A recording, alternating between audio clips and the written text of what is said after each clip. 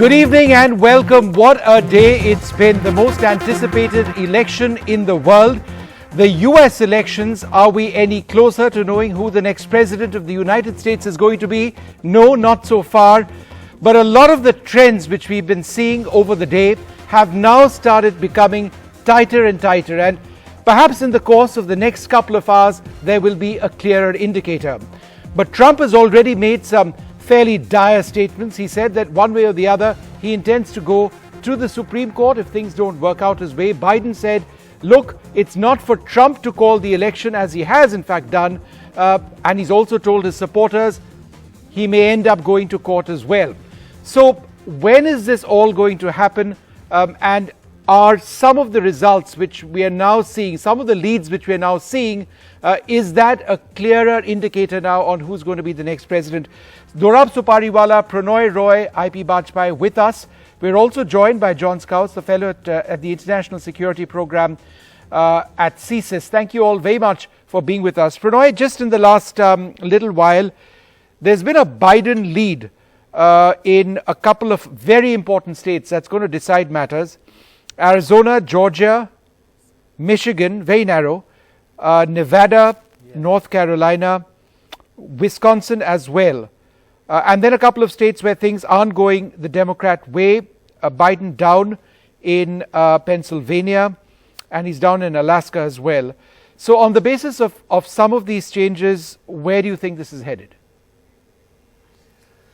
Well, I must say, Vishnu, just to start this off, I've been thinking about it over the last hour. I don't think I've ever covered an election, and don't forget, we started the world this week in 1988 with the US elections. I don't think I've covered a US election that's been more important than this one. As many leaders, including Barack Obama, said, this is the most important election of their lifetime. Some have said it's the most important election ever in the United States. So that significance hung over all of us as we were looking at the results as they came in. I would say it's probably the most exciting election, US election I've ever covered. So close and so unusual in the sense because of the pandemic and because of early voting. The trends initially were from Republicans. The sampling of voting has been different and the sampling of counting has been different, and we'll go into that in some detail. So an unusual election and a very exciting election. And I must add at the end, I have never covered an election with such an outrageous leader just disregarding what the voters are saying and threatening and without evidence calling the others cheats and calling the election a fraud and asking for counting to stop. I've never seen anything like it. And this is America. Yeah. And we look up to the institutions of America, and it really shocked us. But given all that, because of the uncertainty, because of everything else, let's go beyond opinion polls and look at what the bookies are saying right now. It's a shocker what the bookies are saying compared to what they were saying earlier. Percentage chance of winning. So yesterday, the bookies were saying Biden had a 60% chance. In the early afternoon, morning today, when the Republican bias sample of voters, the daily actual physical voters, they brought Biden's chance down to nearly a third. And now it's 81% and it's rising. And what about Trump? Trump, up to yesterday, it was 40 to 60. He was the underdog, but not terrible. Then in the morning and the early afternoon, he shot up to 65% chance of winning. And now he's got only a 19% chance and it's falling. Now, why are they saying that? Why are the bookies so certain?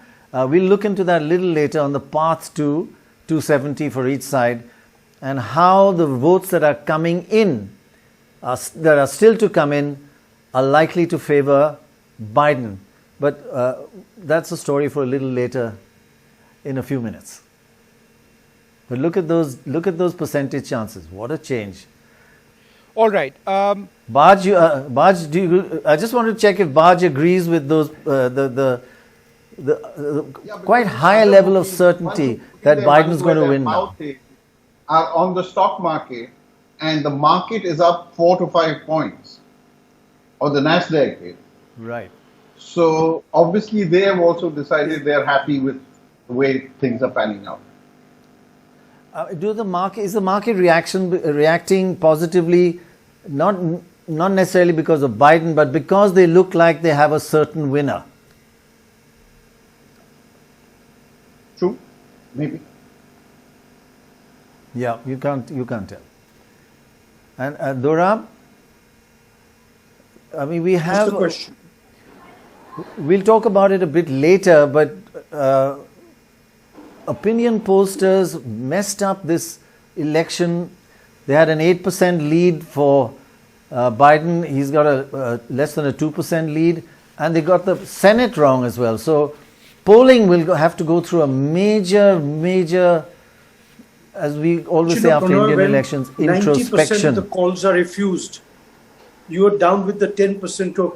In fact, somebody said that when you call a guy on the phone and then want to speak to him for 35 minutes, you're going to get lots of refusals because they ask bloody hundreds of questions. Right. So obviously, I think there's something. Right. In addition, the fact that only 4 or 5% of the respondents reply, so you got to wait for that.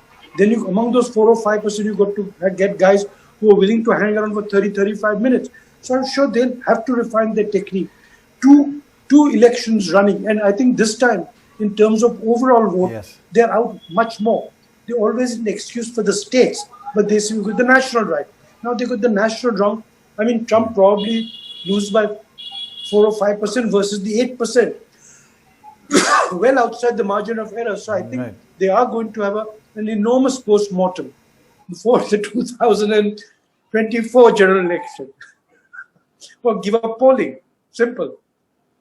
Trust in God. Yeah, but the guy who owns Trafalgar is probably throwing a party saying, I'm right again. I was right in 2016. I was right in 2018. And now I'm right again. Baj, there was a guy, there's an organization called the Literary Digest. We got it right from every election to 2016 to 2032. And then got the 2036 election so wrong that it closed down. So I think, the fact that I get it right twice doesn't make a difference. I mean, 2 swallows also don't make a summer, as 1 swallow doesn't make a summer. I mean, there's a matter of chance in all polling. It's tight. So he's got it right, fine, and let's congratulate him. But let's not elevate him to the level of the heavens above, or anybody. Dorab, he took the point that you're making. He said people ask too many questions.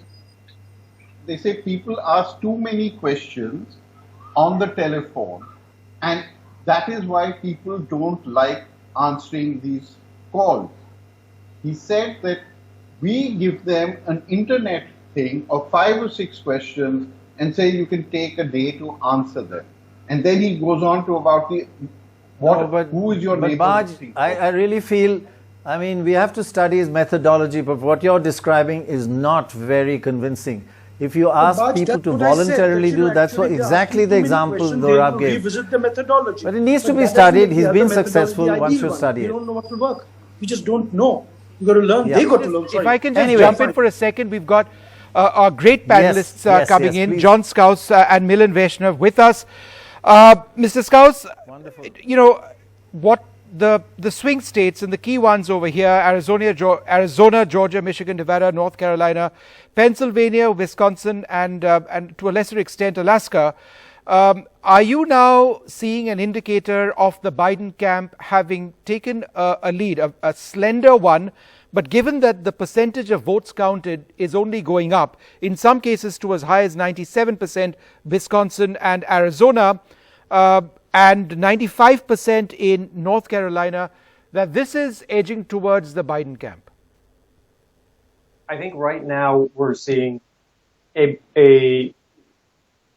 at a point in the election where the late votes that are being counted were actually the early votes that were cast. And those, as we heard earlier, tended to bias toward the Democratic candidate. So I think places where Joe Biden leading now, he is more likely to gain in that lead over time. And if my math is right, he's at about 270 electoral votes if they were counted right now. Okay. Whether he has enough running room to, catch up in places like Pennsylvania, that's a lot harder. In fact, Pennsylvania, we'll only know on Friday where it's headed. And, it might boil down to a situation where we get a lot of clarity on the other states, but we'll have to wait for Pennsylvania. Prannoy? Right. I just wanted to actually confirm or re-emphasize exactly what John's saying. And that's, we've shown this data before, but perhaps you haven't seen it, but you know about it. And that is the skewed election, the two samples. First of all, what is strange about this election? Early voting, as you just said. America started early voting. If we just have a look at the graphics, America started early voting way back in 1992 when 7% of people voted early. Then 2004, that went up to 22%. Then 2016, it jumped up to 36%. And this time, it's 67%. That is a huge change. It's almost 10 times in this period. And what we found, most of the data based on these early voters, is they are of particular type. They're more Democrat, and which you were just saying. Just to look at the data, this time there are 101 million early voters, of which 45% were registered Democrats, and registered Republicans were just 31%, and unaffiliated another 24%. So clear skew in favor of Democrats. So all these, and these are the votes, as you say, are being counted last.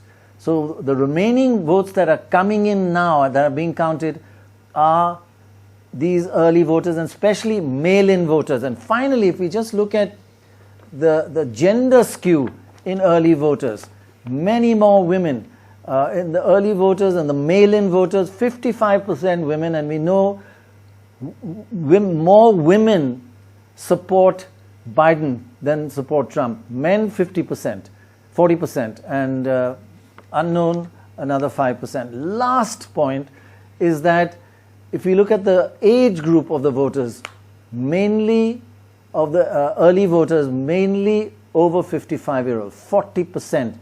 If you look at between 18 and say 45, 44, 35%.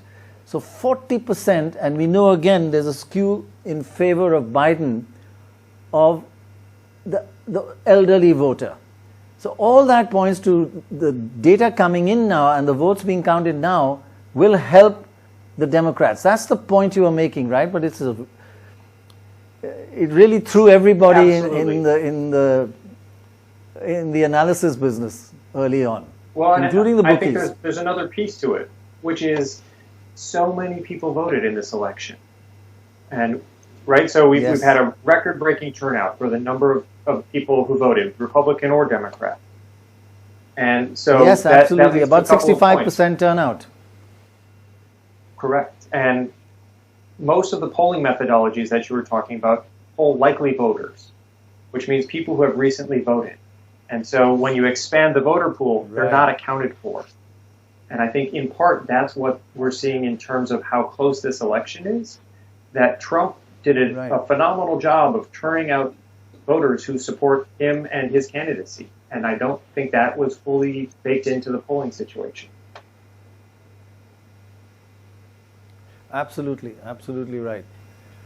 Okay, I just wanted to go across to Milan Vaishnav, who joins us now. Milan, what is the path to victory for Biden, and what is the path to victory for Trump from here onwards? Which states can they drop? Which states do they need to win?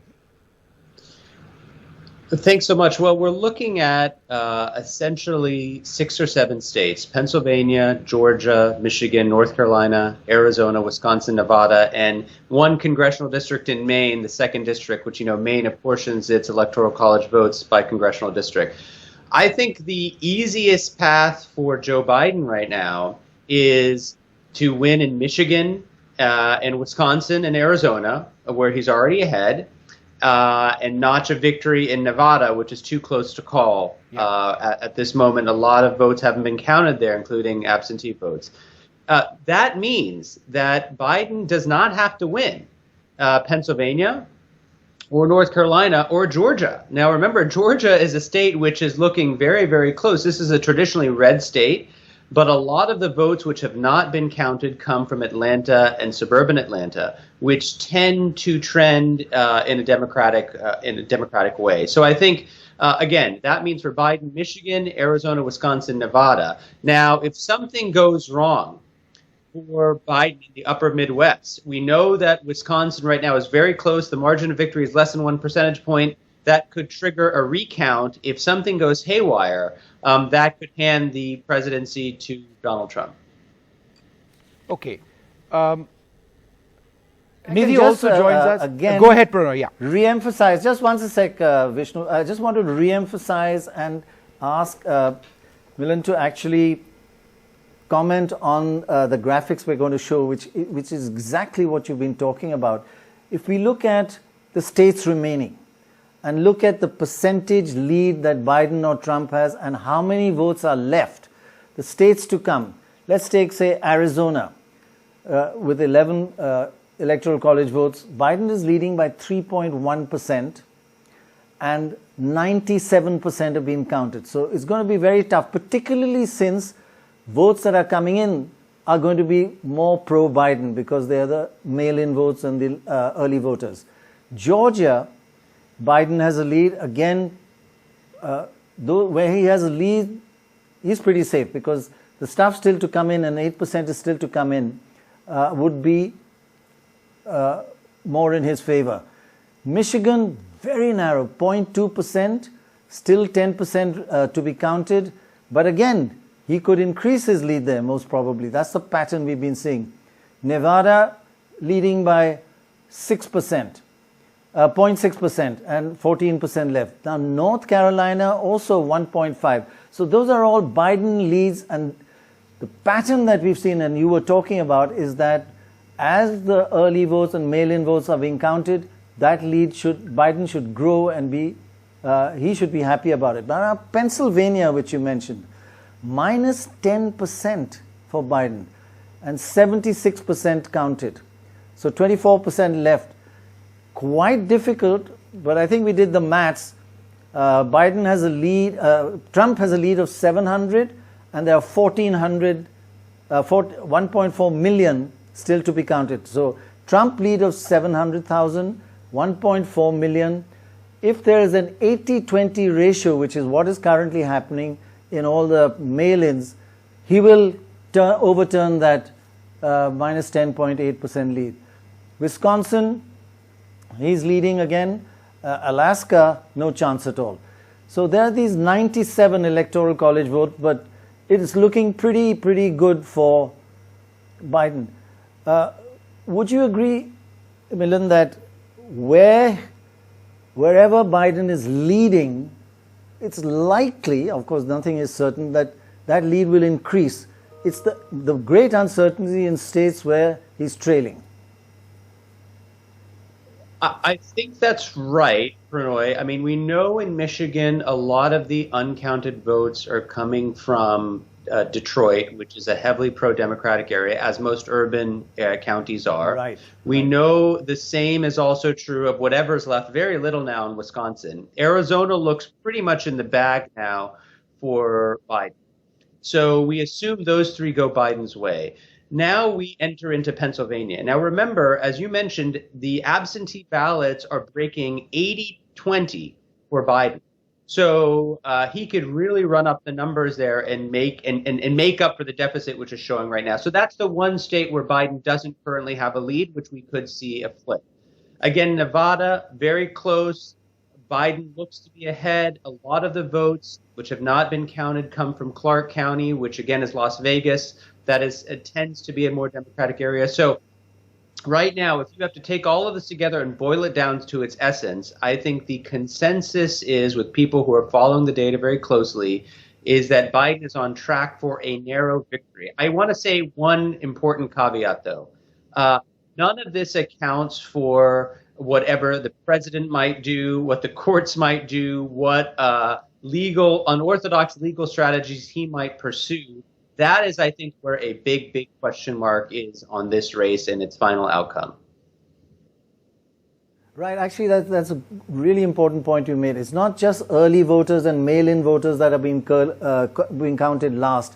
There are certain areas that are Democrat dominated that are still to come in. So both the combination of the two is going to help Biden. Quite right. Yeah, that's the point. It's not just the mail-in votes. But that 80-20 split, is that happening everywhere or only in Pennsylvania? So what we have data from right now is Pennsylvania. I think generally speaking, it looks like the mail-in vote obviously has been heavily Democratic, with the Republicans, though, going the other way on in-person election day voting. Right. Fascinating election designed to confuse and confound all anchors and journalists, right? But not you. Sorry. I would say, one important thing here also is the Senate. It looks right now that the Republicans are going to eke out a narrow majority in the Senate. And remember, this means that the Republicans, even if they don't control the House, they control the Senate. They have a 6-3 advantage in the Supreme Court, will act as an important constraint, even if Biden wins. Even if the Senate turns Democratic, it's unlikely to be more than 51-49, which means Biden would have very little room to maneuver if he wanted to push more progressive social policy, for instance, because those moderate Democrats are going to extract their pound of flesh. Right, Teresita Schaefer, former U.S. ambassador. No, just one second. I just wanted to bring in, sorry, Vishnu. Wanted to bring in Dorab here because Dorab was talking about the length of coattails of any presidential candidate earlier on. That's a very important point. And Dorab, it seems as though Biden's coattails were not very long, right? He hasn't managed to carry the Senate at all. No, he's been. I think this time he seems to have carried most of his senators with him. No, coattails can be described in two ways. That when you win a state, you carry the senator with you. Now, in most states that he's won, where there were Senate races, and I think the dodgy one is Michigan. But I think both the candidates have carried most of the candidates with them, except for Arizona and Colorado, where Trump has lost both the state and the Senate seats. But otherwise, they've carried their people with them, I think. But what happened in 2016 long coattails, even when they dive down, they pull the other person down. Got it. In 2016, as I said yesterday, for the first time ever, every single state where a person won, his party's senator won. Every single state. If there was a Senate election, in every single, Trump won, Clinton won. All the people went with them. Well, in 1980, there were 15 or 20 states where a president won the state and the other party won the Senate. Because the Senates were more independent. They were the old style, were not the guys, these cowering types, who vote almost like lobby fodder, as we say in the British terminology. Right. Now, Baj, you've been actually focusing on the Senate almost more than the presidential election. Has this come as a surprise for you? That did you think that there would be a Democrat majority in the Senate? And how important is this that they haven't got it? Yeah, I thought they would eke out a majority, and I don't think that's going to happen. I thought Iowa, they were doing well in the polls, aren't winning. Maine, Collins is still holding on with 71% of the vote counted. It can change, but yeah, if it comes down to it, it'll be 49-51, 51-49. I frankly don't feel the Democrats will get a majority, but maybe they will. If they don't, we're going to be, and Biden wins, you'll be back to 2014, where you had a Republican Senate which just didn't do anything. I mean, anything Obama wouldn't allow anything happen. So it's not going to be an easy time for Biden to run a government or get legislation through, get appointments through. After all, they blocked the Supreme Court appointment for 1 year. Right. But you know, don't forget, I think this will One perhaps last also point, lead to a if it's certain amount of 50-50, then the reconciliation vice president between the has two a key parties. vote, right? Yeah, Sorry? he or she has a key vote, yeah. If it's 50-50, the vice Vice president president. has the casting vote. Okay, fine. Sorry, Vishnu. No, not at all. We have with us Teresita Schaefer, former U.S. Ambassador. Nidhi Razdan also joins us at this stage. Ambassador Schaefer, some of the remarks made by Donald Trump earlier on fly in the face of what the United States stands for, the right to vote. To suggest that people, the counting of votes needs to stop today because it suits the interests of the Republicans, and that if it doesn't, then he's going to go to the Supreme Court. He can't do that automatically, of course. Is that not a big concern for the United States and its core ideals? It certainly is. And he's been saying that kind of thing for some months now, that the race had to be decided the first night, that mail-in ballots were not to be trusted, and that if he didn't win, he would consider it a fraud. These are, on the face of it, outrageous statements. A number of Republicans in Congress who have in the past been very deferential to Trump have spoken out and said that this is outrageous. But what it signals, which nobody should be surprised by, is if the rest of the count doesn't go in his favor, he is going to use every stratagem he can to try to get a different result. And that process probably starts with a couple of recounts in states where the count has been close, and with some other real or invented legal challenges, in the hope on his part that the legal challenges will wind up in the Supreme Court, and that the Supreme Court will rescue them as they did 20 years ago, George W. Bush. Mm-hmm. I wouldn't presume to look around that corner and say what the Supreme Court is going to do, because I don't necessarily assume that the judges that he has appointed will feel a loyalty to him to rescue his election. Right. But since one of them is completely untested on the court, and that's Justice Barrett, and two of them are relatively new, how they will parse the legal arguments that are made in a case before the Supreme Court is not terribly well-known territory. Yeah. Yes. One of the points I'm glad you raised just now is about recount, that Trump is asking for a couple of states or several states to have recounts because the margin of victory is too narrow. It's only 20,000. But if you look at 2016, he won many states with a margin of 20,000. I'm talking about 20,000, sorry. He's saying 20,000 is too narrow. Please, could we have a recount there? But he won. And when he won by 20,000, that's fine. Are you astonished by all this? What was your reaction to his speech? I was appalled by it. No, I was not astonished, because he's been saying the same thing for months. Right. Donald Trump decided in 2015 that he was going to run for president. And since that time, he has shown us on many occasions exactly where his instincts lead him. And I say I can't tell you how much sadness that where his instincts lead him doesn't make any room for the law or consistency. So what you see is what you get. Right. Unfortunately.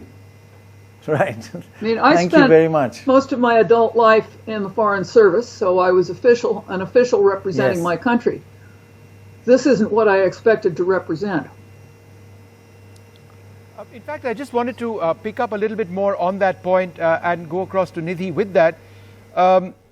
Trump's assumption that everything is going to fly legally because of the way it's been set up in the Supreme Court is premised on a couple of things which perhaps are questionable, right? Because even the last time around when a US election went to the Supreme Court, it took a month.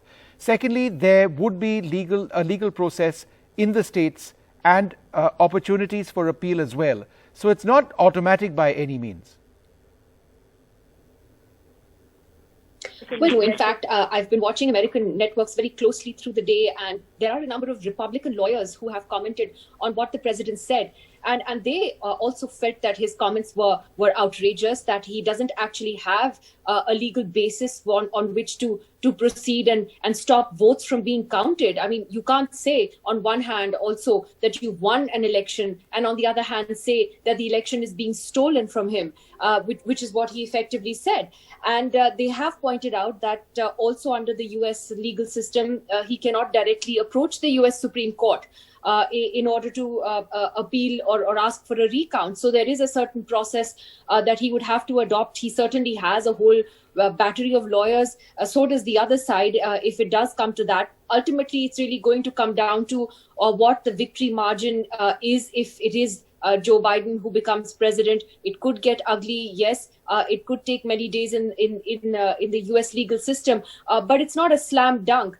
Even if he has a Supreme Court that is ideologically tilted in his favor. And that's something I'm not saying, I'm just basing this on what I've seen even Republican lawyers and legal experts talking about through the day today.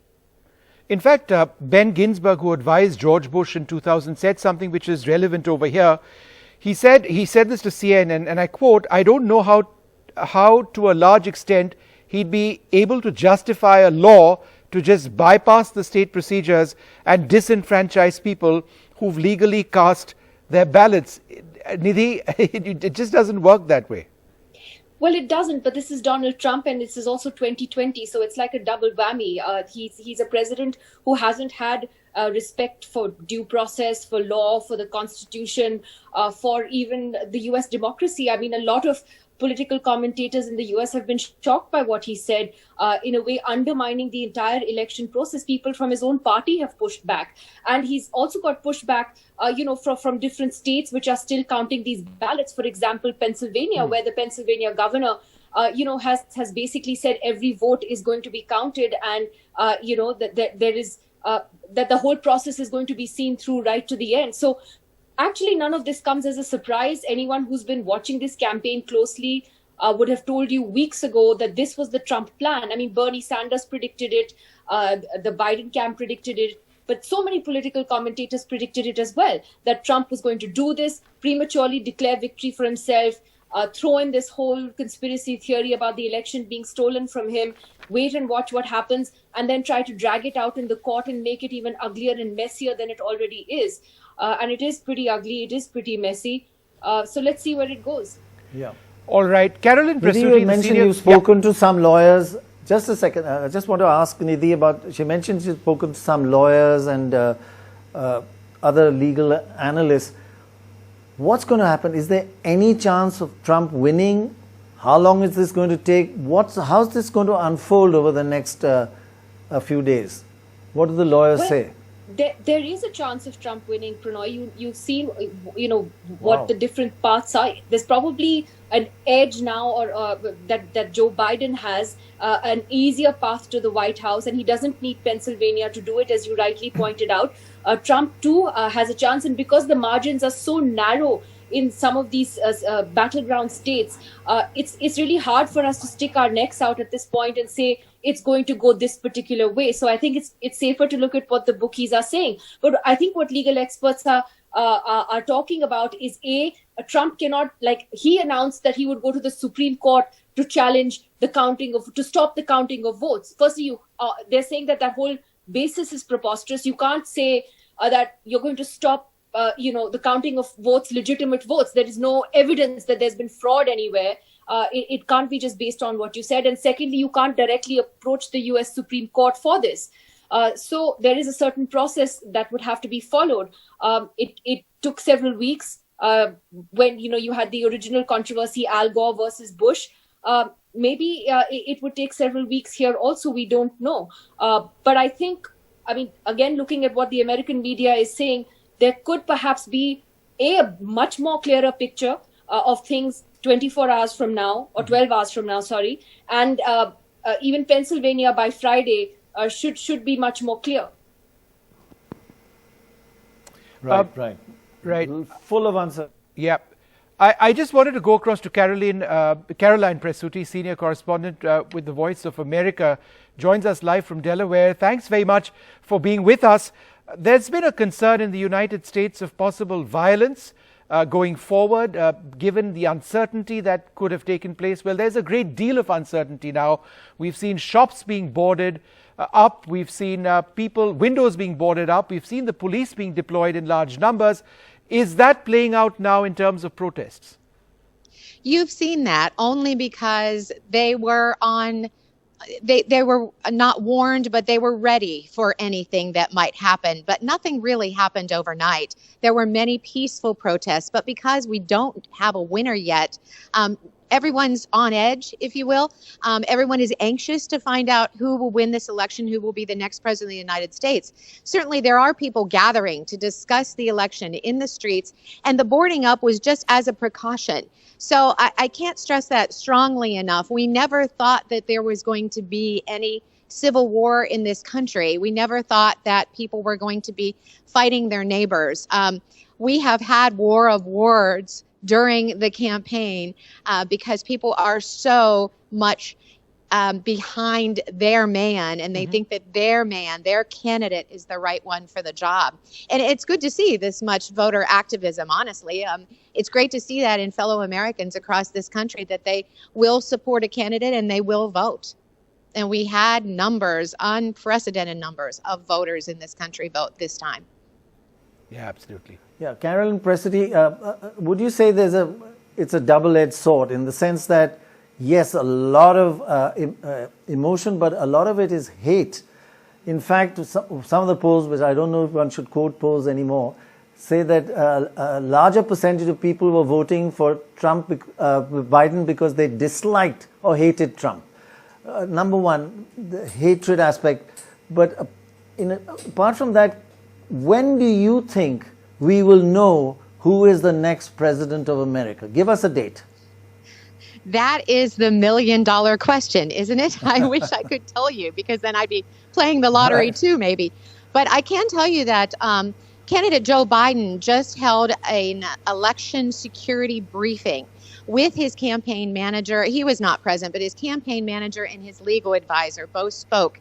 And they think that we will have Pennsylvania decided by tomorrow, maybe tomorrow afternoon or tomorrow evening. And they said the results indicate we have a clear path to victory. And they went down the swing states one by one and explained where they see the numbers. And they also said if the counting would stop right now as President Trump wins, Joe Biden would be the next president.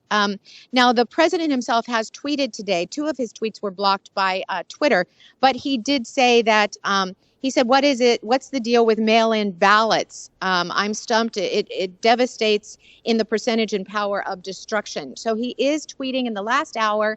It seems like he's been tweeting for the first time this morning. So we'll see what he has to say today. Joe Biden will be addressing the public today. As you know, I'm in Wilmington, Delaware, so I'm in contact with the Biden campaign more than the White House, more than the Trump campaign, because our White House correspondent is there right now. Right. That said, let me just put you on the spot by asking you, is there a sense of the mood shifting in the Trump camp after the bluster which we saw from the president earlier on today when he said, look, I've won the election and you know what, I might just go to the Supreme Court. Is there a growing sense of confidence in the Biden camp and perhaps a change in the Trump camp, given that we're seeing Arizona, Wisconsin, Nevada, Michigan, slender leads now for Biden? It is narrowing, isn't it? That's true. Very narrow. But I can tell you that in that briefing that they held, the Biden briefing, they did say that we have our papers ready and we will meet the president in any court challenge. So I think both campaigns are ready to go to court. I hesitate to say that they will, but I think they are bound and determined to challenge this election, no matter who wins, which in a sense, the loser then is the American public, because we don't have a distinct president of the United States. So we'll just have to wait and see. And I can tell you that I haven't heard about any appearance that the president will be making today yet. I think people had a long night, so they're just waking up here in this country. And through the next hour or so, we'll probably get a clearer picture of which candidate will address the country and what they will say and where their confidence now lies. All right, Caroline, thanks very much. Nidhi, you had a point to make. Go ahead. Sorry, just some interesting information, again, being reported by the US media at this point, that Joe Biden has now received more votes for president than any other candidate in US election history. He surpassed Barack Obama's record in 2008 of the popular vote. Of course, the popular vote, we know, doesn't mean a lot in US presidential elections. It comes down to the Electoral College, but that is an interesting statistic. And what's also interesting is that Donald Trump has already got 3 million more votes, popular votes, than he did in 2016.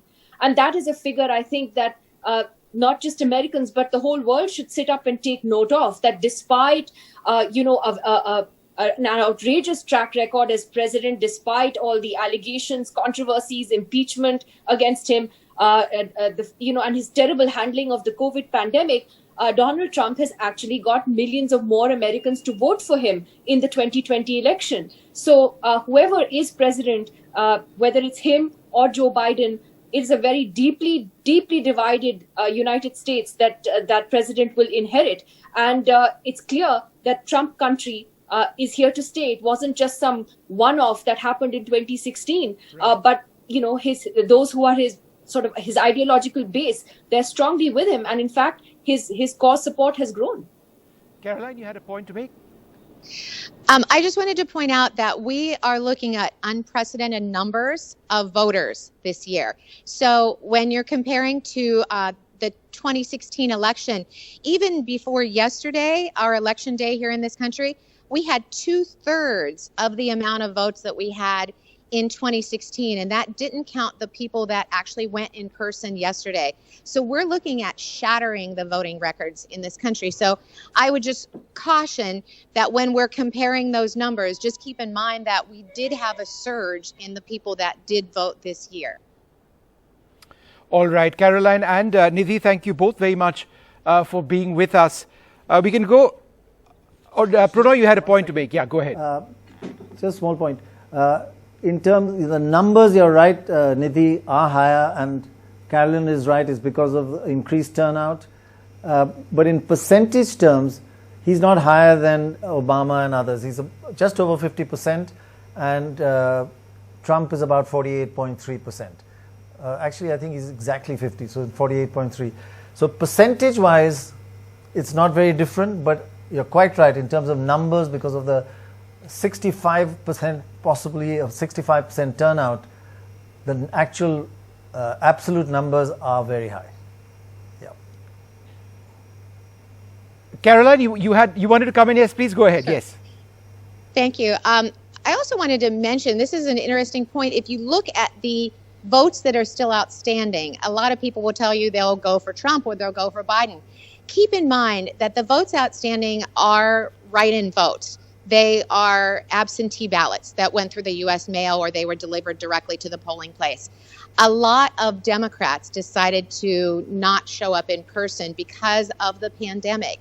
So that's expected to skew toward the Democrats. But then when you look at the precincts that haven't been counted yet, those are the rural precincts, which went mainly for Trump. So again, it's up in the air to find out whom actually will win this election, because you have the rural vote still out, and you also have the absentee ballot still out. One for one party, another for another party. Yeah, absolutely. All right, let me go across to Amitoj Singh, who joins us at this stage. Caroline, thank you very much for being with us. Nidhi, you too. Amitoj, welcome back. I gather you've had a couple of hours of sleep or whatever it was. We've been waiting for you, Amitoj, all this while. Now, in terms of results, and this is important because a lot of people would be wondering, people have been talking about early votes, people have been talking about late votes, that how is it that people who, people who cast their ballot, that ends up arriving after today but is still valid? And how is it that different states actually count these early votes at different times? Some count them first, some count them last. Could you just sort of clear this up, because this is at the core of what we're discussing? Well, just to simplify and not to oversimplify, this is a very complicated situation, but we have to really focus on the three states we're talking about: Wisconsin, Michigan, and Pennsylvania. The reason I talk about these three states in the next few hours is because Nevada, which is a key state and it's close right now, is out of reckoning for a few hours. And I say that because counting out there has stopped. They're going to, start counting at about 10:30 p.m. IST for you. So there's still some time. We're going to look at that in about an hour. We'll start getting some final reports on Nevada. But for Pennsylvania, I think that's the key. And I was listening into the Secretary of State, Kathy, and the Governor, Tom Wolf, talking right out there. Both are Democrat, remember. And the Secretary of State is the one who is the final authority on the election results and the one who sends the results to the House eventually. And that's obviously very later in the day. But the key factor that we need to remember in Pennsylvania is that mathematical chance, yes, Joe Biden can catch up the margin that is more than 540,000 votes right now. But the worry here is, and I've been saying this for a while, that Donald Trump is not going to let that happen. He's going to scuttle that process. And Nidhi was right when she said that, it's going to go to the Texas Supreme Court. The one thing that might be confusing for our viewers, and I just want to clarify that, is that in India, every state has a high court. But in America, every state also has a Supreme Court. But they have a central Supreme Court also, the federal Supreme Court. So eventually it is going to get there, and nothing can be declared before that. So I don't think we should even talk about how there's a process and all that. Donald Trump is going to take it to the Supreme Court. It's going to become what in this situation is called a constitutional matter. A constitutional matter where when the Constitution was written back in the 1700s in 1770 in Pennsylvania, in Philadelphia, at that time, what were the framers actually thinking, and obviously accommodating for all the amendments. Now, there's something known as stare decisis in legal terminology, and I studied this actually. It stands for precedent. The precedent has to go back to what happened in Florida, and in Florida, the Supreme Court, the federal Supreme Court, again, just to be clear, made it very clear that they don't think that voting should continue after a certain point of time. And in Pennsylvania, you have voting that is going to continue for some time. Right. So it literally just depends on the court, the Supreme Court, and how they interpret the Constitution. There are many who will say, and have been saying voting, for a while now. Just a clarification, Amitoj. Yeah. Are you talking about voting or counting in Pennsylvania? Well, I'm talking about the process of whether the Supreme Court will actually allow the counting to continue till it's absolutely done and declared and signed off by the Secretary of State. Or will they say no, stop? Okay, that's clear. Okay, tell us a little bit on the ground. You're in New York. What's the situation like? I hear around the Trump hotels and Trump properties, there are huge amounts of armed police. Bloomingdale's have boarded up their windows. Not that you go to Bloomingdale's, but you may walk past it. Is the situation tense? You do go to Bloomingdale's. You go to Fifth Avenue as well. Then you're a true Sardar. And Fifth Avenue is not that barricaded, but downtown New York is barricaded. But I just took a list down of the protests that are happening today, and this is going to interest you. At 7 p.m. EST, which is going to be 5:30 in the morning for you, tomorrow that is, there is a Black Lives Matter protest happening that's downtown. There is a protest happening, as I understand, in fact, it should have already begun in Manhattan. It's called the March for Democracy protest. There is a protest happening at 2 p.m. There's an interesting protest happening at 3:30. This is in Columbus Circle, the heart of Manhattan. Don't let Trump steal the election protest. There are expectations. And again, remember when I said last night that there was a particular tweet wherein Donald Trump basically declared victory and said this is not right, and Twitter brought that down. There's been another tweet that Twitter has flagged once again, and that tweet is a particular map that has been tweeted out by this person who's called Matt Walsh blog. You can bring up that tweet at Matt Walsh blog. It shows a map of America, in which they show about 120,000 votes that have just come in, and all have gone to Biden. And they question that. So Twitter has already flagged that. Now, why I'm saying this is because conspiracy theories have started. And conspiracy theories like Antifa, you will hear them now. This is when it gets dark. America gets dark now because this is the ultimate stress of democracy. And eventually it's going to get to the Supreme Court. Loads of protests, conspiracy theories that are going to be tweeted out by this president who has been, well, literally the super spreader of conspiracy theories, he's been called. And there are also 3 lawsuits already in Pennsylvania that we've been talking about. A 3-day extension for the receipt, that's been decided on, that reached the Pennsylvania Supreme Court. But there was one other point that I actually wanted to make that I've been writing down for us so that we remember to point this out. That the inconsistencies in the way the absentee ballots have been counted in Pennsylvania is already being questioned by the Republicans. Right. Now, when absentee ballots are counted in Pennsylvania, which is the majority of votes that are coming in right now, you're going to have a legal question raised there too. So there's one question about whether you can actually count it, 3 days after the election or 2 days after the election. And the second question will be, well, these absentee ballots, how do you count them? All right, lots of detail over there. It is very confusing indeed. Look, we've need to take a short break at this stage. Continue to track all of these developments in the United States. Let's see if some of these leads in a handful of states now start opening up to perhaps give us a clearer idea of where things are headed. Time for a break. We'll be right back.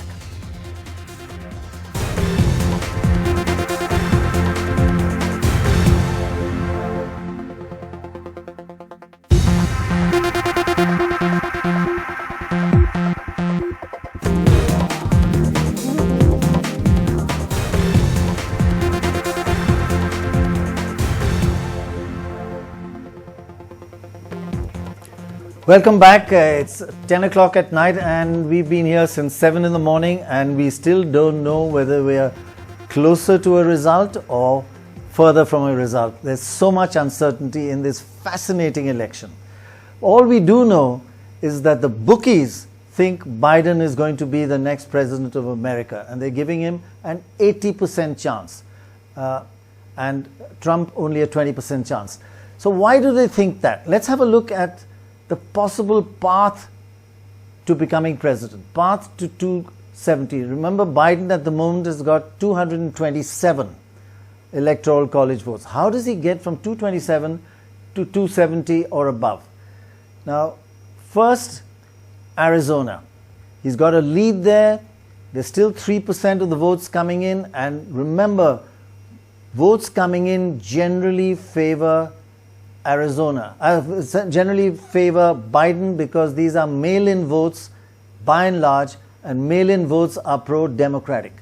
So 11 electoral college votes from Arizona. Wisconsin, a slender lead, but that could increase because as mail-in votes keep getting counted, again, they're pro-democratic. So that 0.6 could go up. So that's 10 more. So that's 21. Nevada, he's now taken a lead and still a long way to go. So 14% more to be counted. So that could go up and help Biden quite a lot. That's another 6. So that's 27. Moving on. Michigan.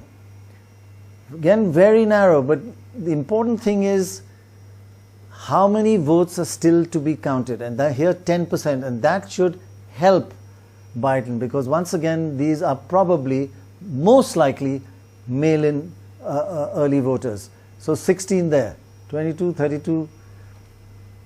And Georgia. Now here, minus 2.3, everybody's saying it's going to be tough for Biden to change that around to a plus lead in his favor, but there are 8% left in Georgia, and the areas which voting has still to come from which areas, and plus mail-in votes, he could well turn that around. Moving on. If we look at North Carolina, he's in the lead there, 1.5, and still 5% to come in, so that looks relatively solid. So if you just add that up, it's 301. Even if you take away Georgia, he's still way above 270. So that is the Biden path to victory, and generally most analysts now believe he is the most probable majority winner. But let's have a look at whether Trump has any chance still. And he just about does, maybe. Currently he's got 213 electoral college votes. But if you look ahead what's coming, let's have a look at the first few states and then we'll see.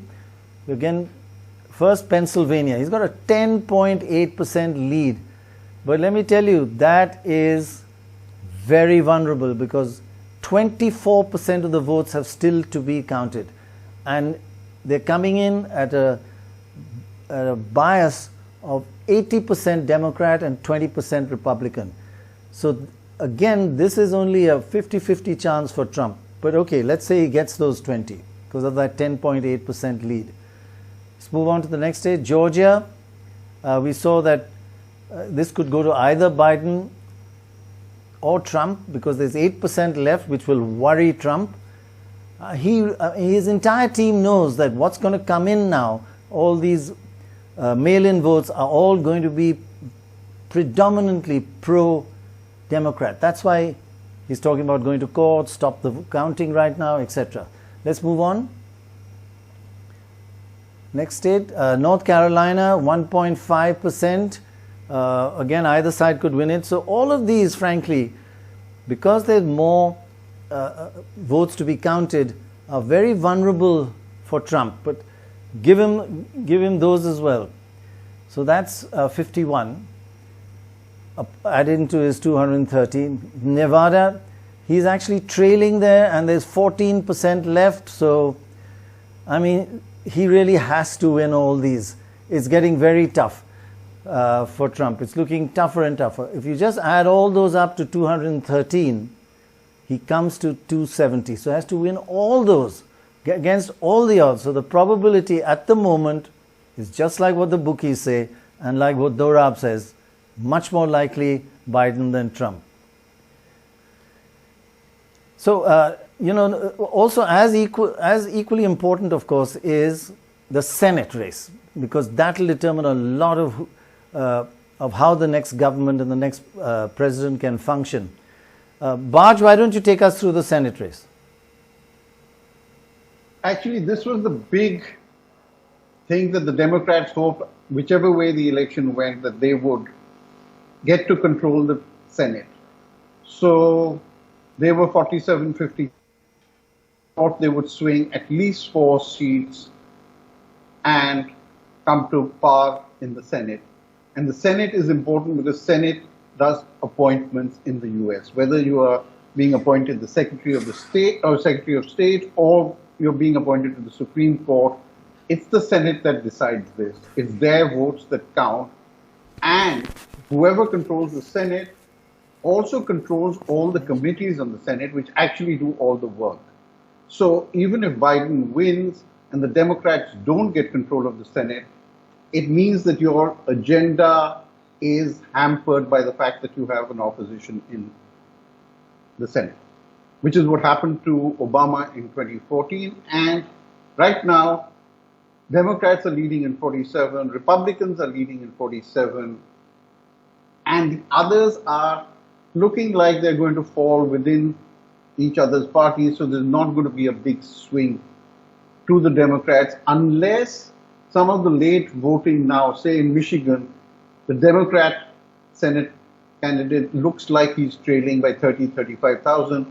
Will Biden's gaining votes in the next few hours, they just picked up another 10, 20,000, will that help him get back and win that seat? It's not clear. But states like Iowa, which were supposed to be in play, the Republicans have held that seat. Collins in Maine is holding her seat just now, but there's still 20% of the votes to come. In Georgia, one of the seats that was thought to be possibly one that the Democrats could win. Again, it's a Republican lead. So right now, it's not looking like the Democrats are going to get 250. If they get to 50 and they win the presidency, then the vice president is the casting vote, so they would have that advantage. But I think, as Gaurav pointed out, they will also then be beholden to a lot of senators for everything they do. And you must remember that there are senators within the Democratic Party who are quite conservative. The senator that they have from West Virginia is extremely conservative, has voted with Trump quite often. So that's that. Right. I wanted to point out one other thing. Sorry. Yeah, go ahead. Go ahead, Baj. On Pennsylvania, I think the Trump campaign made a very telling statement about an hour and a half ago, where they said, if we count the legal votes, we have won, indicating that they are considering all votes that are coming in after a certain period of time, i.e. yesterday, 3rd November, as illegal, and they're going to fight that.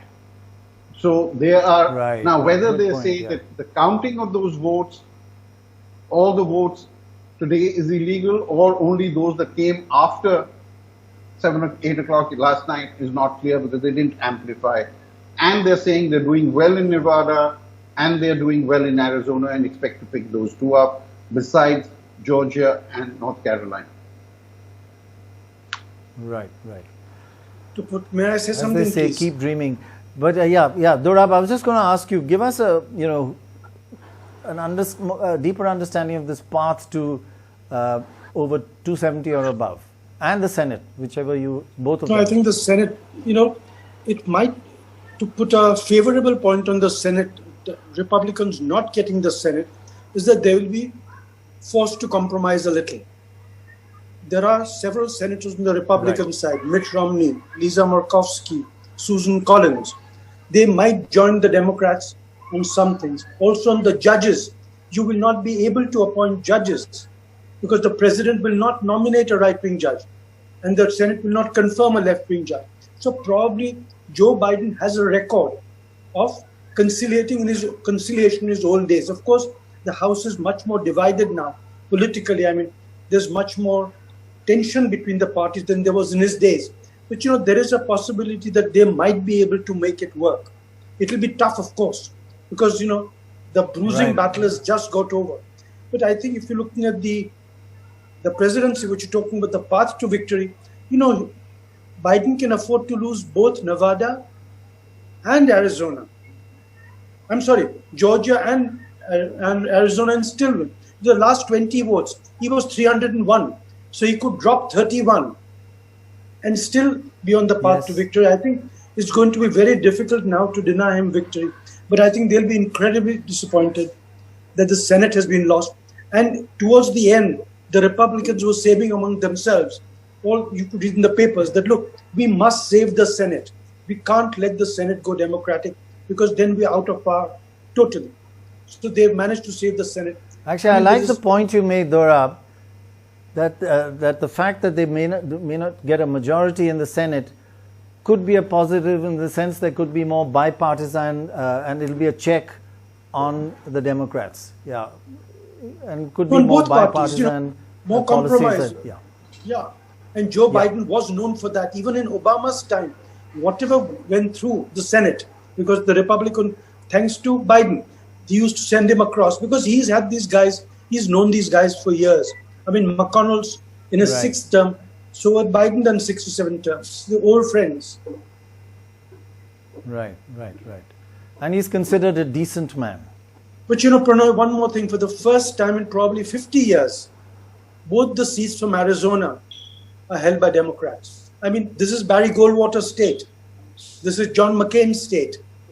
Totally right-wing. And for the first time ever, both the senators are from... By the way, the seat that was fought for today is for the remaining part of John McCain's seat. It's not a 6-year term. It's the remaining term of John McCain, the one that's fought yesterday. Okay. Got it. Right. Vishnu, I hope you've been enlightened. Well, yeah, to a certain extent, yes. Robert Or Shapiro put to joins sleep, us one or the now. other. Wonderful to have you on the program this evening. We are also joined by Sridhar Chityala, who's a member advisory board of Indian Voices for Trump, and Swahasini Swami joins us as well. Mr. Shapiro, a couple of interesting developments in the last little while. Firstly, Trump says that he's confident. In a press brief, Trump supporters have said that they're confident on their pathway to 270. So that's the usual statement.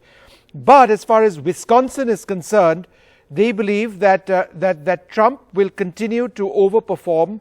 However, there is a possibility that they will continue to overperform in Pennsylvania, but there's a possibility that Wisconsin could go to a recount. Number one. And number two, the statement from Jason Miller, who's the top campaign advisor, is we also want to make sure that illegally cast ballots are not counted. So your thoughts on Wisconsin going to a recount? And secondly, do you believe that the Republican camp has now laid the grounds for their legal challenge when they say these are legal ballots and these are illegal ballots? Okay, well, first of all, thank you for inviting me to speak with you this morning after a very exciting night and a very exciting morning here in the United States. With regard to what's happening in Wisconsin, first of all, and this does not just apply to Wisconsin, but in any of the states where there are close elections, there are going to be demands for recounts by either side. So I think recounts are going to be a concern. Also, there could be beyond that, there could be various legal challenges that could emerge, which could drag out the finalizing of the election results for a couple of weeks. And I should add, I very much agree with the kind of analysis you've offered. That was a very sweeping and accurate analysis. The one thing I want to add to that is that you didn't mention is that one path for Biden to win the election is that he could win by virtue of taking Arizona. Mm-hmm. He does not need Pennsylvania if he wins Wisconsin and Michigan, because it looks like he will also have the electoral votes from the congressional district in Nebraska and the congressional district in Maine that Hillary Clinton did not get in 2016. So that's another path he has that doesn't require any of those other states to go his way, but he does need to keep Nevada. Okay, he needs to keep Nevada. Prannoy? Yes. Yeah, I was just wondering, what is the probability? I hate to say it. Do you agree with the bookies? 80% chance Biden, 20% chance Trump? Yeah, I think by virtue of Biden pulling ahead in Wisconsin and Michigan this morning, his odds have gone up. And assuming he wins Arizona, and he has those electors from those two congressional districts, that really is a bit of a game changer.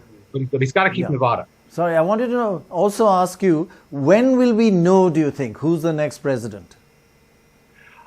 My guess at this point, given the possible demands for recounts and challenges in the courts with regard to counting of the mail ballots, I think we're possibly talking about a couple of weeks here.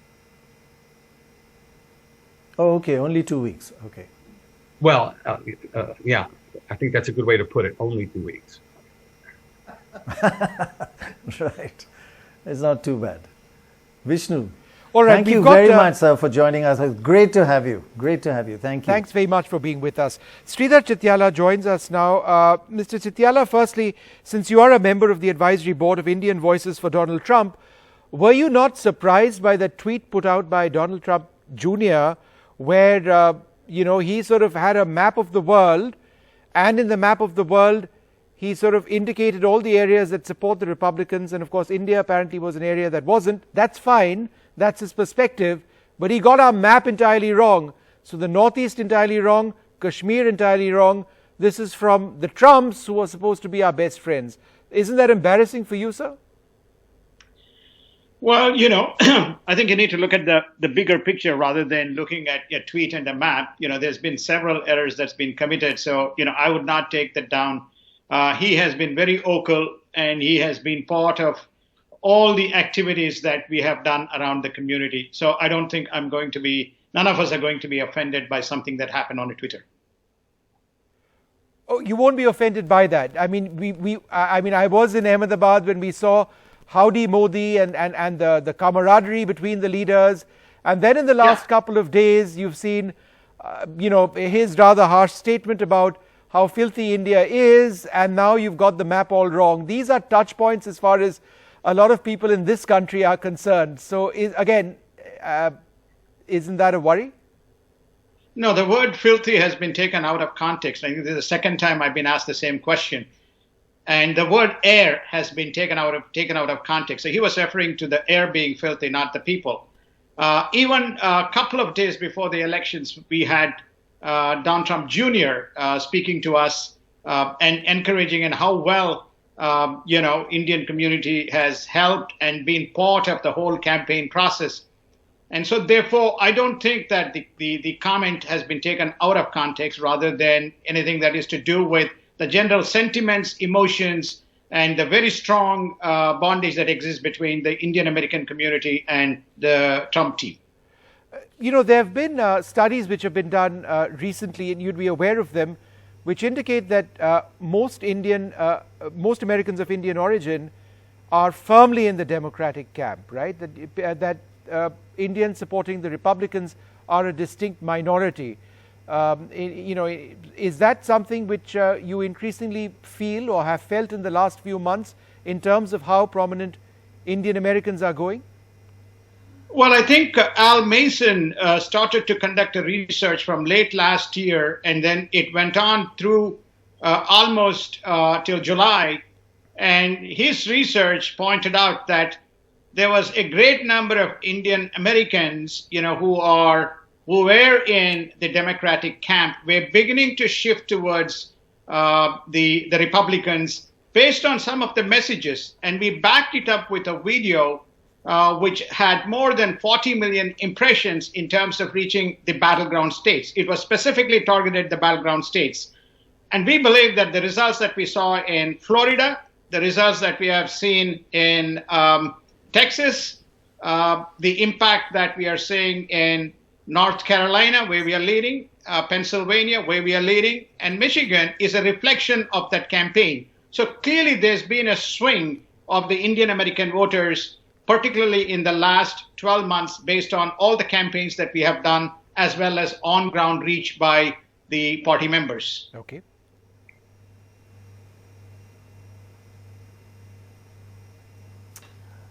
Great. Can we just bring in also Suhasini Haidar? Suhasini, if you could just give us your perspective of how important this election is for the next 4 years in America and for India and the world. I don't want to ask you a very pointed question. I just want to hear from you your words on the importance and significance of this election. It is. There are many ways to look at the significance of any American election on the world, particularly on India. I think the broad brush has always been that for the last 20 years, US-India ties have grown year on year, regardless of whether it's been a Republican or a Democrat or a Trump or an Obama or a Bush in power. I think in terms of the world, it's not just me, but American, experts who've been looking at it, and Elliot Cohen has written in Foreign Affairs to say, what a Trump victory will mean is a further retrenchment of the U.S. from world leadership, whereas possibly a Biden victory will see the U.S. get more involved in multilateral organizations and in world organizations. For example, the Trump pullout from the UN, from WHO, UNESCO, Human Rights Council, the JCPOA with Iran, the Paris Climate Accord, these might actually be reversed. So the first would be, as far as India is concerned, I don't see a difference. As far as the world is concerned, certainly when it comes to this kind of engagement of the US, I think you are going to see a difference, whether it is Trump or Biden, that will make a difference. And the third will be when it comes to the polarization in the world. We've been speaking for the last 48 hours so much about the polarization inside the United States, but eventually we will come back to the polarization in the world, the US-China rivalry and how that's playing out in the rest of the world. And I think whoever wins in Washington, they may not change the antagonism perhaps towards China, but I think there will be a difference in degrees. Very interesting, actually. And kind of a bit of a much more of a return to democracy within America, number one, and number two, and maybe both of you could answer that, H-1B1 visas, will we get more of those? It will be good for America. I wouldn't count on that for sure, especially post-COVID. Looking at the economies, the world is turning more inwards. And I'm not sure a Democrat administration would reverse what Mr. Trump has already done in terms of really slashing India's H-1B visas. And will America re-enter the various Asia pacts which they got out of and got into? They've got so many different acronyms. You probably know them all. No, well, I mean, the truth is that the retrenchment of the U.S., this idea that, except for perhaps the Indo-Pacific, that the U.S. has pulled out of wars, that the U.S. has pulled away from alliances, that the U.S. has walked out of agreements that it had signed in the past, that might change if there is a Biden administration. If there is a Trump administration, certainly it's going to be more of the same, perhaps lots more of the unpredictability, the tweets and all the rest. But I do want to make the broader brush, which is that for India, both are likely to come with their advantages for the Indo-US relationship.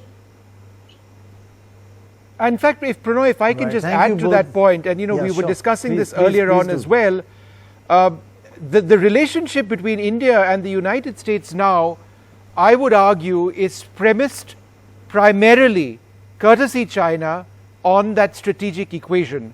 You'd spoken about Iran, the fact that we can't get oil from them. Chabahar is a place that we have developed, and yet we can't access it. There have been the entire Paris climate change issue. But at this juncture, the fact that India, despite reticence lasting 10 years, has decided to sign all 4 of these foundational agreements, which are legal agreements which America needs us to sign, indicates that this strategic partnership is certainly not at the level of America and its NATO allies, because that's a different context, but certainly from a technology standpoint and an information sharing standpoint, essentially the same. Right. And therefore, when we look at China and the threat posed by them, it's huge. And yes, there is a transactional aspect to it, where there is an expectation that we buy American weaponry. But in fact, we've not necessarily done that. America did become our largest arms exporter a couple of years back, but in the last 2 years, it's Israel and France once again. So, we maintain that crazy system of ours of buying weaponry. And of course, Russia is number one, always has been, right? But that strategic relationship now is huge between India and the US. And it's great to see both Democrats and Republicans essentially saying the same thing. Right. Very interesting. I think if I may, if I may kind of yes, please do. Couple of statements.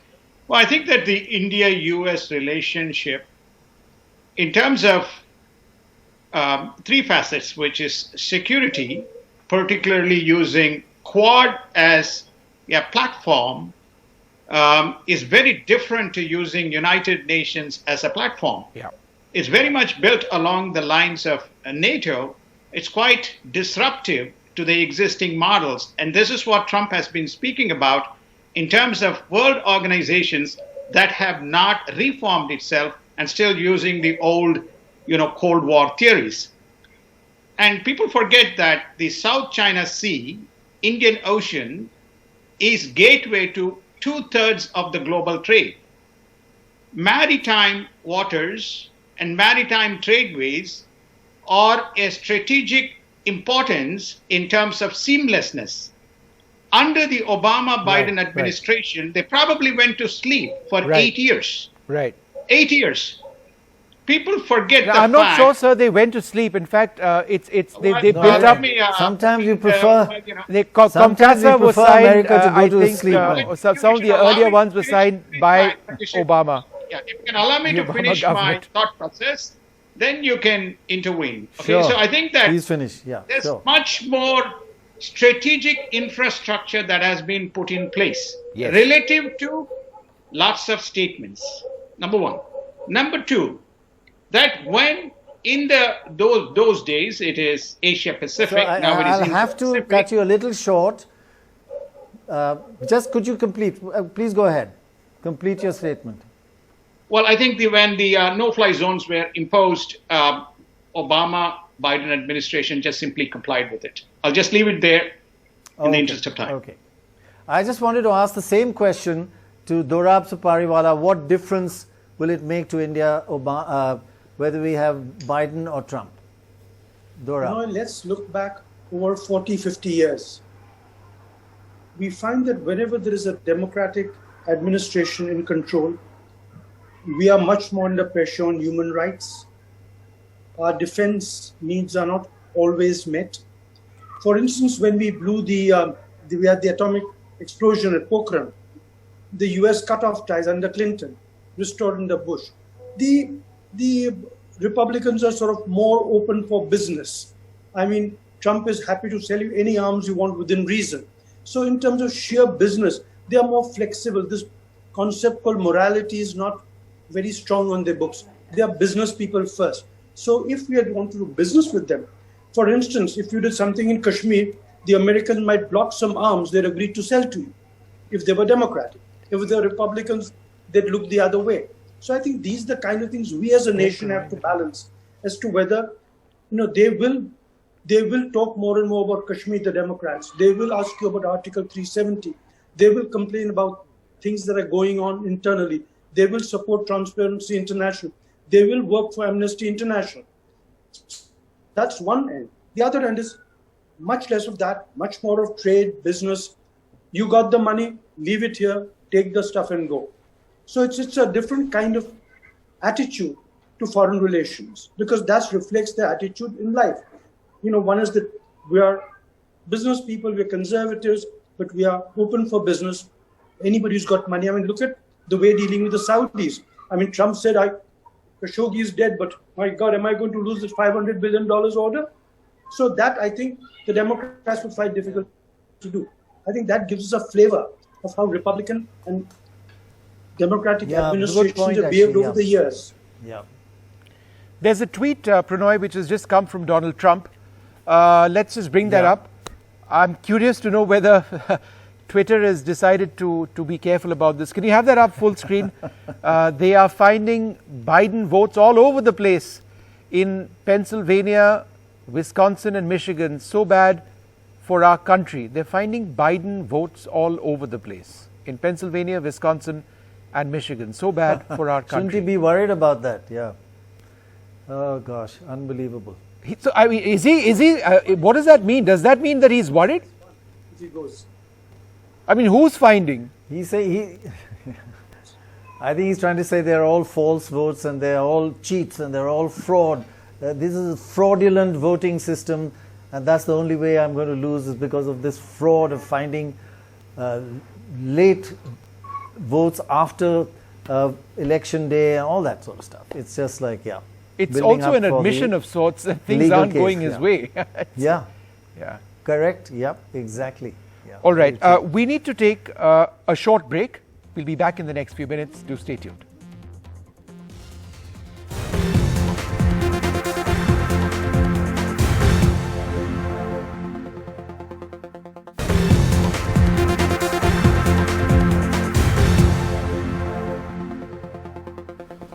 Welcome back. Just taking a look at where things presently stand, the lead appears to be widening for the Biden camp in a couple of those very close contests. We are joined now by Shekhar Narasimhan, chairman of the RP Victory Fund. Mr. Narasimhan, if you look at the tweets that Donald Trump has been putting out for a while, the way in which they've been briefing the press, basically indicating that they're headed to court, and Trump said as much earlier on today. Is that where you see things headed in court, number one? And number two, what is the legal strategy of the Democrats? So first of all, democracy won. People came out to vote in the middle of a pandemic, already record 135 million counted. Joe Biden has a significant lead. At the end of the day, Joe Biden is on track to win this election, and he will be the next president of the United States. In fact, By this afternoon, U.S. time, we expect Joe Biden will have leads in states that put him over 270 electoral votes. And then at the end of the day, he will have won by the largest margin, 6 million votes, and having gotten more votes than any other presidential candidate. So Donald Trump is already worried that, in fact, as they count votes, these are all legally cast votes that came in on time, the way that different states operate with different rules. They count them differently. They counted absentee ballots in some cases first. They count them last in others. It takes more time to count them than just walk-in voting. So everyone is doing everything by the book. They know they're being scrutinized and watched. Joe Biden will win Minnesota, Michigan, Wisconsin, and Pennsylvania by a larger margin than Donald Trump did. Mm-hmm. And at the end of it, what happened? Hillary Clinton conceded the election, and there was a peaceful transition of power. So I want this man to behave like he lives in a democracy. Right. Just a clarification on Vishnu's question. What is the legal points that they are going to make? Do you have any idea of that? What legal grounds are they going to? They are going to court. And are you prepared for it? And do you know what their legal argument is? I have no idea what their legal argument is. Not only am I not a lawyer, but I do not understand the logic of telling people in every American election, votes get counted after election day. Every American election. In 2008, it took weeks to get the final count. So I don't understand the legal argument. Are we ready? Are we prepared? Can we also make effective arguments? Are we prepared to lawyer him? Absolutely. We absolutely believe we will win, that Joe Biden will be the next president. But Biden and that's going to be the bottom line. We can put Mr. the company Biden through, also the country spoke about through going this to torture. court. Biden also said that the Democrats would end up in court. Is this going to be some sort of a reactive strategy or a proactive strategy in court? Are you waiting to see what Trump does next, or do you have a legal sort of course that you may be pursuing as well? No, I think, look, our attitude is simple. Let's get the votes counted. Voters went in under enormous stress and voted. Count the votes. Have the secretaries of state meet state, declare what the final counts are. That tells you who won. That's what happened last time, the time before, and 45 times before that. So if there is a challenge by Donald Trump, which, by the way, many Republicans in many venues have said, hey, that would be wrong. That's not the way to put the country back together after an election. Yep. If he does, we will be prepared to fight him in any venue to make sure that Joe Biden is in fact the president.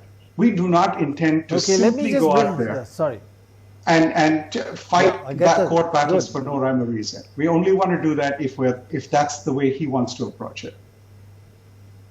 I must say, it does a lot of sympathy for you. From the rest of the world, it just looks absolutely crazy. If I can just bring in Subhashini here. Subhashini, have you any analysis and understanding of the Indians in America and who they're voting for and who they're siding with? Well, this has been the big question, and I'm sure Shekhar Narasimhan will have figures for how much they have been able to mobilize the Indian American vote. But the truth is that studies so far have always shown that a very, very large number of Indian Americans actually vote in favor of the Democrats. In 2016, I think the number was 77% for Hillary Clinton, yes, wow, at a time when other Democrats may have, not turned out to vote. In this election, in the pre-poll surveys, what we saw was about 68%, showing that perhaps some Indian Americans have moved towards Mr. Trump.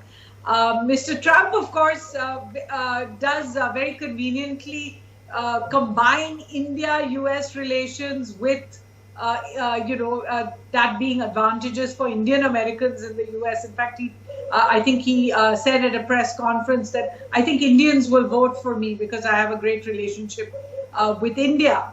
I'm not sure all Indian Americans use only that as their basis for deciding how to go forward in an election, because most of them have their own concerns. And by and large, if you look at the really, the beginning with Kamala Harris and of course Pramila Jayapal, Raja Krishnamurthy, Ro Khanna. If you look at the Indian Americans who've been elected, essentially, a large number of them are from the Democrat Party. Of course, there have been Nikki Haley, Bobby Jindal from the Republican side as well. But I think this election will be interesting to watch because we have seen certain minorities not necessarily vote as they were expected to.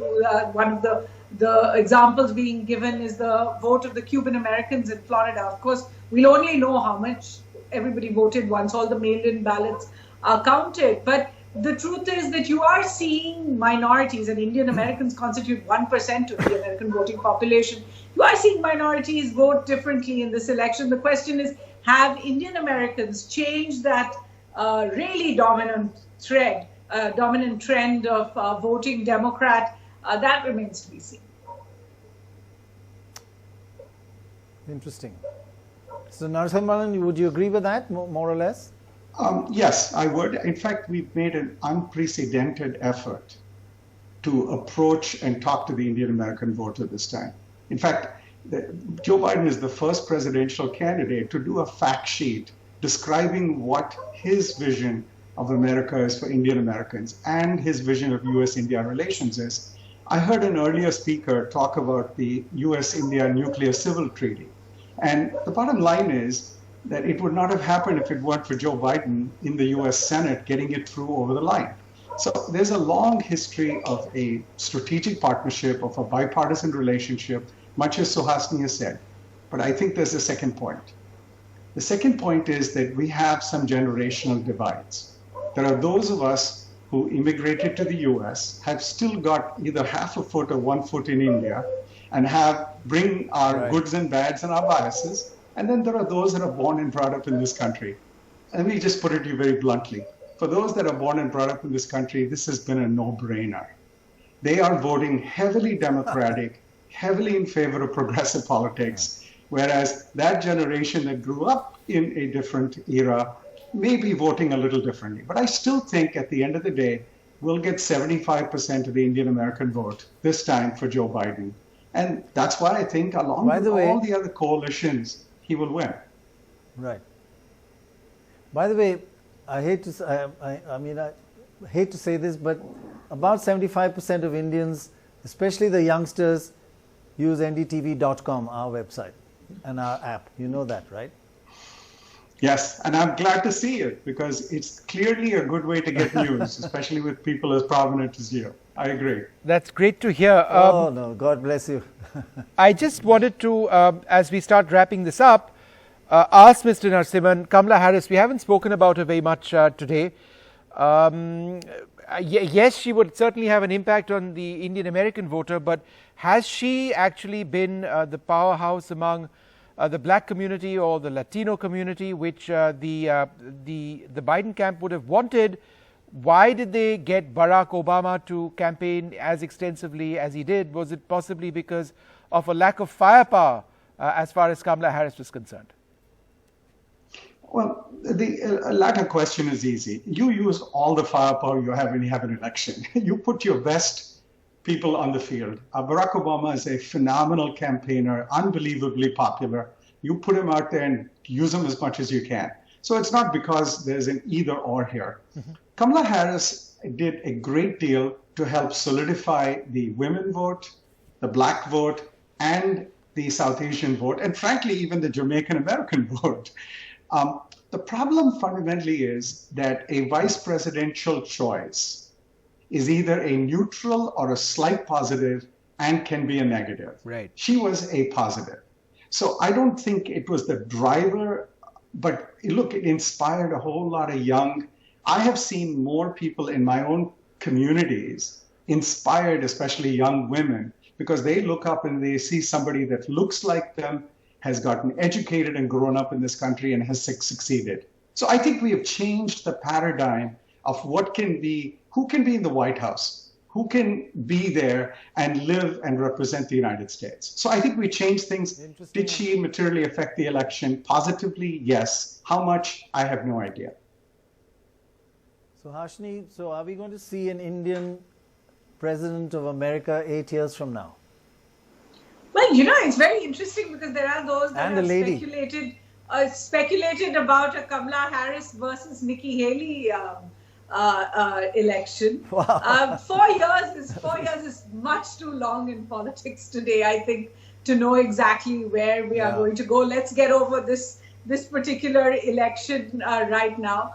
But I do think that, and this election may actually be wrapped up in the next few hours, barring calls for recounts and all the rest, if we hear from Michigan and Wisconsin fairly soon. And I think they are reporting quite a large number. They are going to report very soon, today. Very soon. And I think Nevada, as a matter of time, Maine, I think, has been called as well. But yeah, I mean, to look ahead 4 years down the line, I think it's a big thing that an immigrant, second generation, has made it this far up in the ticket. And I think, the next election might actually see much more of that. What's interesting to me is that Kamala Harris has not been perhaps as much, feted in India, given her Indian origins, perhaps because of her political views, perhaps because she's been very forthright about the government so far. It's been a little different in the South, where she belongs, from Tamil Nadu. The pictures you might have seen of her hometown, where there's been a lot of praying for success. But I think we will hear more and more from her, from someone like Pramila Jayapal, in the next, in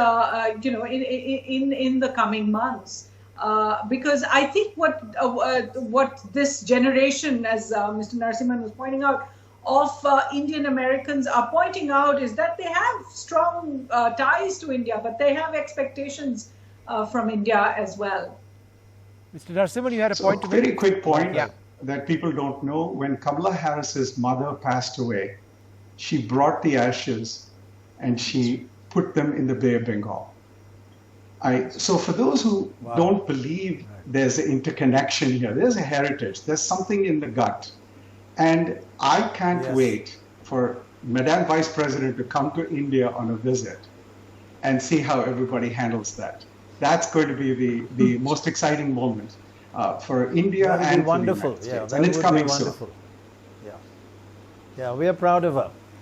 Like we are proud of so many Indians doing so well in America, head of corporations, and there's so many names. It's Indians are doing very well and very respected there. Be great when Kamala Harris comes here. Wonderful. Well, we want to make sure that we get through this today, as Suhasini said, that people respect democracy. And once that happens, we can start. And we look forward to you coming as well. I look forward to it. Look forward to coming with Madam Vice President Kamala Harris. So thank you all. Yes, wonderful. Thank you. Thank you very much. Thank you. One final question, completely out of time, to Amitoj. Amitoj, next couple of hours, what does it look like by about 8 a.m. tomorrow morning, when we'll be back on air with the very latest? By then, things should have developed. How many more states do you think we'll get clarity on?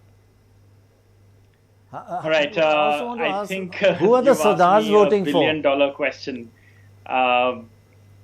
It's a tough one to answer, Vishnu. I think we'll have clarity on almost all states, particularly Nevada. No, but I think but when you say clarity, Amitoj, how do you Prannoy's define question clarity? was more pertinent. Remember, there who are the Sardarjis voting for? Situations under which there can be a recount, like we saw in Florida, when the election is just closer by one percentage point. If it's as close as that, there can be a recount in every constituency. Praji, who are the Sardars voting for? We want to know that.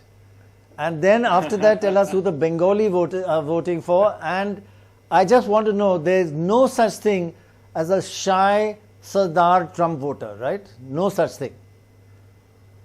Ooh, my latest interaction with my community was just a few minutes ago, but that was in Canada. I was on a radio channel. And also I was on that event that NDTV did, which was celebrating how Sikhs have helped during the pandemic in America. And I spoke to a lot of them.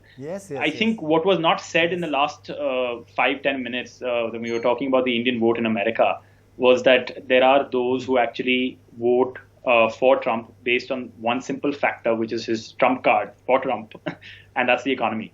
that he has been good in that. And I think In businessmen fact, a do lot of vote people for have been saying that. Trump. Yes, I think. Okay, Amitoj, I'm out of time. I need you to tell us in 10 seconds, 8 a.m. tomorrow, how many more states will we get clarity on at this rate? You'll get clarity in terms of the number of votes on all of them. Okay. Pennsylvania, we'll still have to wait on because there'll be some votes coming in. And one thing, the military votes are still coming in. They'll come in a little later, and they will be heavily Republican. So hold on for those votes, because if it's a close one in any of these states, that's what's going to count. But here's my prediction, the final one. It's going to go to the court eventually, the Supreme Court, and they might send it back to the state. And remember, the state legislature in all of these states, Michigan, Wisconsin, Pennsylvania, Arizona, Georgia, Ohio, Florida, North Carolina, controlled by the Republicans. Remember that. Okay. All right. We need to wrap this up this evening. It's been a Thank fascinating day. It's been a tough day. Nobody Wonderful really has election any to clarity. But perhaps tomorrow, this time, there will be that. America's election, so very important for the entire world. Thank you very much for joining all of us this evening and through the day. Thank you. Thank you all very much. Thank you.